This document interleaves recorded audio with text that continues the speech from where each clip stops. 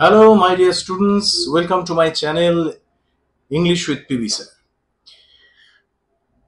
Direct থেকে indirect বা indirect থেকে ডাইরেক্ট কম্পিটিটিভ এক্সামিনেশন আসবে, কিন্তু তোমরা কি জানো যে মোস্ট অফ দ্য স্টুডেন্টস এখানে কিছু খুচরো মিস্টেক করে, এমন কিছু মিস্টেক করে যে যার জন্য বেশিরভাগ সময় তারা ভাবে বোধহয় তারা কারেক্ট করেছে কিন্তু করে না।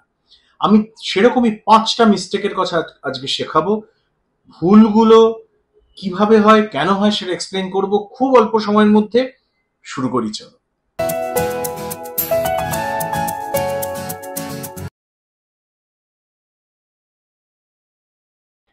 ফার্স্ট মিস্টেক, পাস্ট টেন্স যদি ইনভার্টেড কমার মধ্যে থাকে তাহলে এবং রিপোর্টিং ভার্ব যদি পাস্টে থাকে তাহলে সেটা পাস্ট পারফেক্টে পরিণত হয়। এটা অনেকেই করে না। কেমন দেখো, তাকাও স্ক্রিনের দিকে, দেখবে he said I went to school. এখানে রিপোর্টিং ভার্ব কোনটা, অর্থাৎ ইনভার্টেড কমার বাইরে যে ভার্বটা আছে সেটা কোনটা, সেইড পাস্ট। এবং রিপোর্টিং ভার্বের পরে ইনভার্টেড কমার মধ্যে যে ভার্বটা আছে সেটা দেখো পাস্ট ইনডেফিনিট টেন্সে আছে, সিম্পল পাস্ট টেন্সে আছে, অর্থাৎ ওয়েন্ট। যদি সিম্পল পাস্ট টেন্সে থাকে সেটা হয়ে যাবে পাস্ট পারফেক্ট, অর্থাৎ হ্যাড আসবে, ভার্বের থার্ড ফর্ম বসবে। তাহলে কি দাঁড়াবে, ঠিকটা হচ্ছে he said that he had gone to school. Went এর present form go, went gone আসবে। যদি কেউ বলে he said that he went to school, ভুল হবে, লেখা রয়েছে স্ক্রিনে দেখতে পাচ্ছ। This is the first mistake. Second mistake হচ্ছে টাইম ওয়ার্ড না বদলানো। সময়ের যে টুমরো, টুডে, এগুলোকে না বদলানো, অনেকেই বদলায় না। যেমন ধরো she said I will go tomorrow, এটা কি হবে, যদি কেউ বলে she said that she would go tomorrow, এটা ভুল হবে, কারণ টুমরো একটা সময়, একটা দিন, সেইটা হয়ে যায় কি হয়ে যাবে, next day. So the correct indirect speech should be she said that she would go the next day.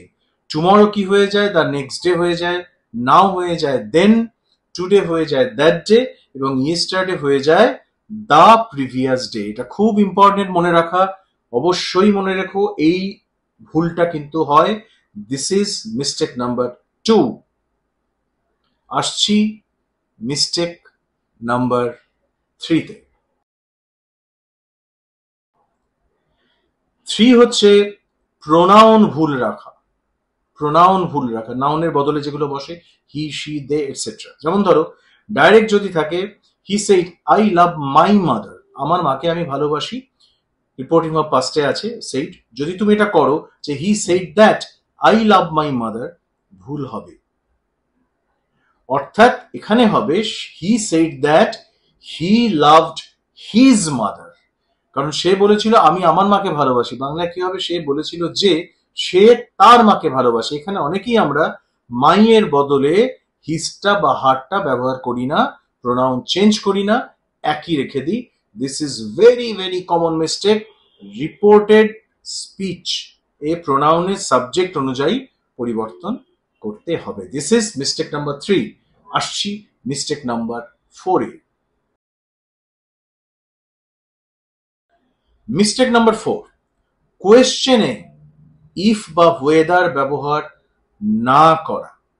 যদি WH ওয়ার্ড ছাড়া ইনভার্টেড কমার মধ্যে প্রশ্নবোধক বাক্য শুরু হয়, ইন্টারোগেটিভ সেন্টেন্স শুরু হচ্ছে, কিন্তু WH ওয়ার্ড নেই, অর্থাৎ what, how, when, which, what এগুলো নেই, অর্থাৎ জেনারেলি সেগুলো ডু, ডাজ বা হ্যাভ, হ্যাজ দিয়ে শুরু হচ্ছে, অর্থাৎ যার উত্তর ইয়েস বা নো দিয়ে হয়, আরেকভাবে আমরা মনে রাখতে পারি, সেক্ষেত্রে ইফ বা ওয়েদার আনতেই হবে। অনেকেই ভুলটা করে। যেমন ধরো he said do you know the answer, সে বললো তুমি কি আনসারটা জানো, দেখো WH দিয়ে শুরু হয়নি, হয়েছে ডু দিয়ে, তার মানে ইফ বা ওয়েদার আসবে। তাহলে তুমি যদি এইভাবে বলো he said that do you know the answer, it will be wrong. Answer হবে হি আস্কড।